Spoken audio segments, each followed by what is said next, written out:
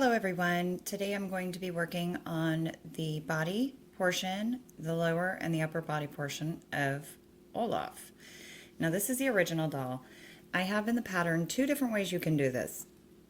You can do this as a one piece, make your bottom section and go right into your upper body section and right into your head section, or you can do it in parts, which I've also laid out in the pattern.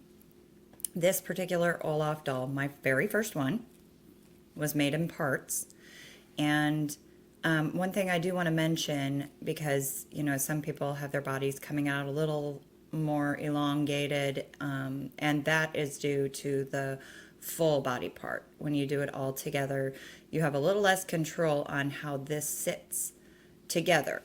So as you see, on this, I was able to seam it to make this section a little rounder, a little maybe fuller, but however you do that, you can still, if you do it as a one piece, if you're finding that it's a little too long in this area, you could still go through your full Olaf, you could still go through and stitch around to pull it down a little bit to where it gives it more of that effect. However you like it. I think they both look cute, however, whichever way you do it. So we'll go ahead and get started. And this is going to be in sections, this video. I'm going to be putting it together. I'll let you know when I'm going to be pausing the video. Let me see if I can straighten this out a little bit for you. When I tell you that I'm going to pause the video, you can pause it at that section, and then I will be going directly into the next part of this section, because I don't want you to have to sit with me through all of my stitching. By now you have already made your feet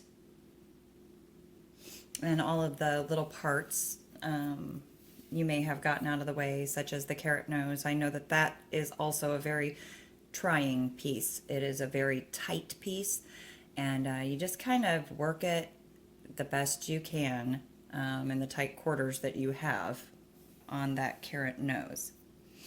So when we start, we're going to be starting, like I said, with our lower body segment. We will start with a magic loop, which, as I say in every one of my videos, I have a video for the magic loop that tells you exactly how to do that. So if you need to figure that part out first, feel free to go into my video list and you should find the magic circle, magic loop. I'm not sure how I had named that. But we start with our magic loop. We're not going to chain. We're also not going to join on any of this. This is going to be a continuous work all the way up our body. So you are definitely going to want to have a stitch marker handy. Without one, it could get a little tricky. So we're going to start by working 6 single crochets into this magic circle.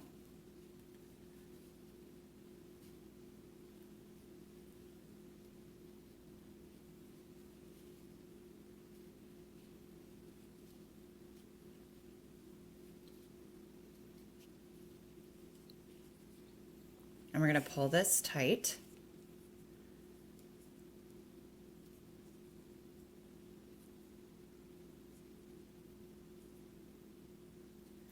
In our next row, I'm not sure if I've got this all,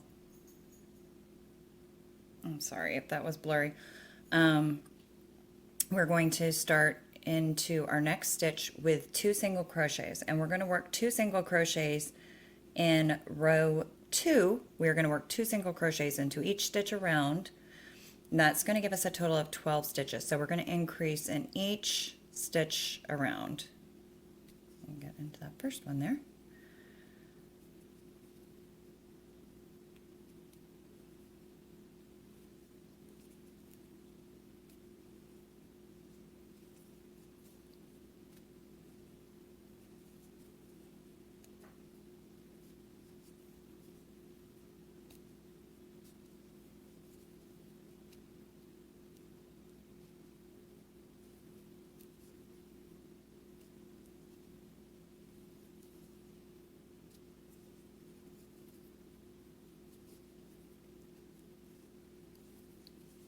There's 10,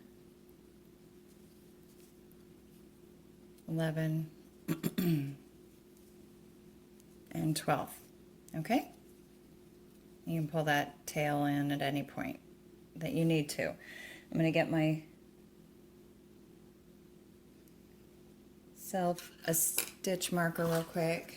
Just make sure I have one handy. I'm not sure if I really need it at this very moment. The way I do this, I will take my stitch marker and I'll just place it. I'll take just a piece of yarn, a different color piece, and place it right after my last stitch there. And then I will know when I'm going to be moving into my next area. Okay, so for row 3, we are going to work 1 single crochet into our next stitch. And then we'll work 2 single crochets into the following stitch. Then we'll work 1 single crochet into the next stitch and 2 single crochets into the following stitch. And you are going to repeat this around till you get to your yarn, your stitch marker. At the end of this row, row 3, you will have a total of 18 stitches. Let's see, we've done 2, 3, 5, 6, 7.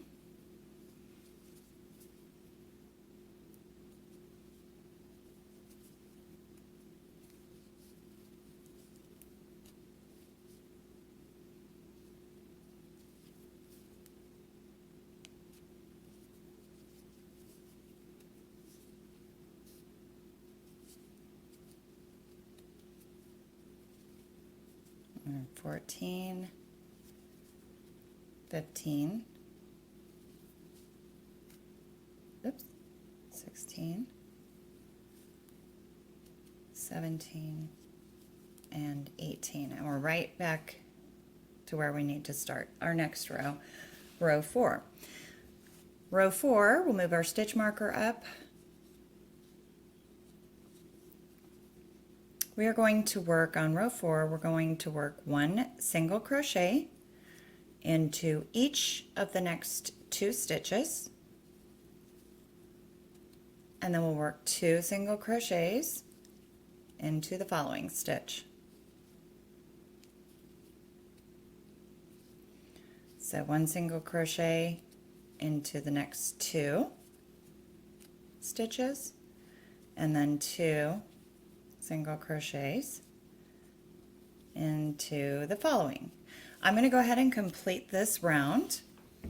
If you want to pause to finish up this round and then meet me back when you push play, I'll be right back at the end of this round. Okay, we're coming into the end of row 4. We're going to do our final, we'll do 1 single crochet, 1 single crochet, and then 2 single crochets, and then we're back at our stitch marker. You're going to work your rows up. I'm going to go ahead and let you pause in just a moment. I'm going to just explain to you what we're doing. As you have seen in our row right before row 4 in round 3, we worked 1 single crochet into one stitch and then 2 single crochets into the next stitch. And we worked 1 single crochet into the next stitch after that, and then 2 single crochets into the following stitch. And we worked that in a repeat pattern around for round 3. For row 4, we worked 1 single crochet into the next 2 stitches, and then 2 single crochets into the following stitch. 1 single crochet, 1 single crochet, 2 single crochets. And we repeated that around until we got to the end of round 4. Row 5, we are going to move that up by 1. In round 5, we'll go ahead and move our stitch marker up. Round 5, we're going to work 1 single crochet into the next 3 stitches. And then we'll work 2 single crochets into the following stitch. 1 single crochet, 1 single crochet, 1 single crochet, and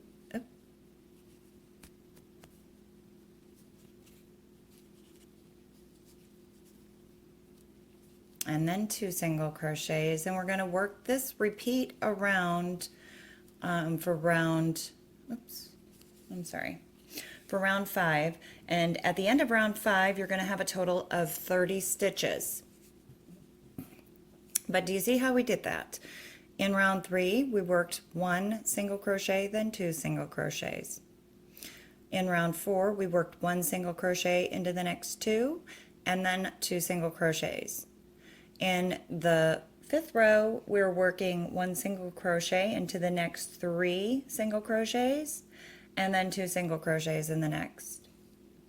So if you want to go ahead and pause that at the end of this round, again, just check to make sure you have 30 stitches at the end, and I will see you back in a moment. All right, we've reached the end of round 5, and we have a total of 30 stitches around.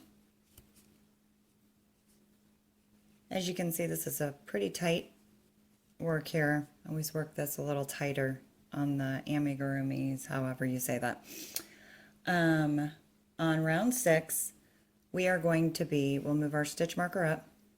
We are going to be working 1 single crochet into each of the next 30 stitches, back loop only. So we are going to not work into this front loop, obviously. We're going to work into the back loop of our stitch. So we're going to go into our first one. It's going to be a little awkward at first, but you'll get the hang of it, and it'll just go very smoothly around. Okay, so oops, it's kind of hard to do with the camera here. All right, so we got 1 into the back loop.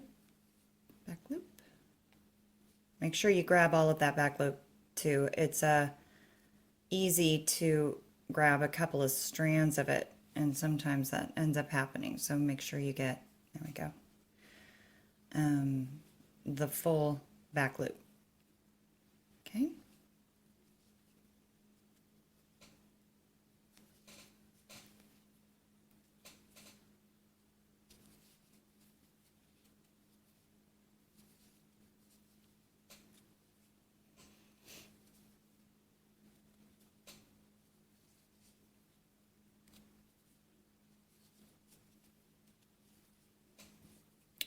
You can see we're creating a little bit of a ledge here. And this is going to help us to turn our Olaf upwards to give it more of that marshmallow effect, just like we did our feet. And this is no different. We're just doing more of this in the body. We're obviously, we have more stitches, but you're doing the same exact thing that we did with the feet, only bigger.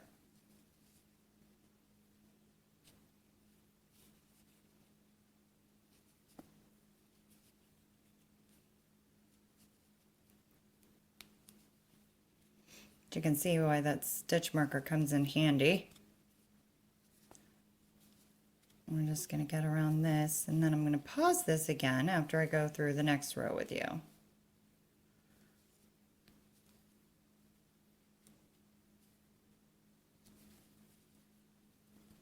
Oops.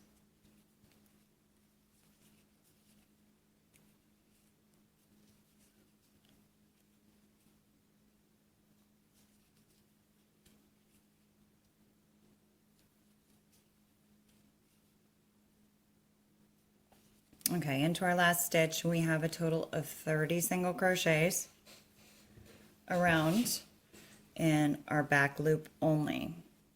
See how that works? And that just kind of turns everything up. Like you got a little bowl in the making. Okay.